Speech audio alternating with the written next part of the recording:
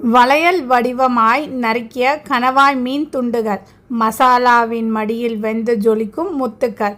Welcome to நம்ம வீட்டு varieties. கனவா மீன் வறுவல் எப்படி செய்கிறதுன்னு பார்க்கலாம்.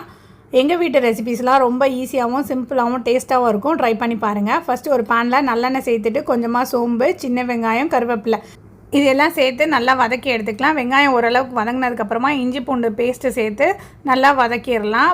அதோட பச்சை வாசனை போனதுக்கப்புறமா ஒரு தக்காளி நறுக்கி வச்சுருக்கேன், அதையும் இதோட சேர்த்துக்கலாம்.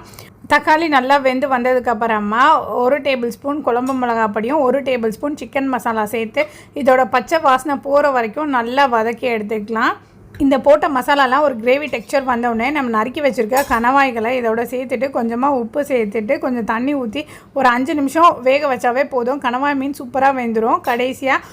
கடைசியாக சோம்பு, சீரகத்தூள், ஒரு 1/2 டேபிள் ஸ்பூன் மிளகு பொடி சேர்த்துட்டு கொஞ்சமாக கொத்தமல்லி சேர்த்து ஒரு 2 நிமிஷம் வதக்கி எடுத்திங்கன்னா சூப்பரான கணவாய் மீன் வறுவல் ரெடி ஆகிடுச்சு.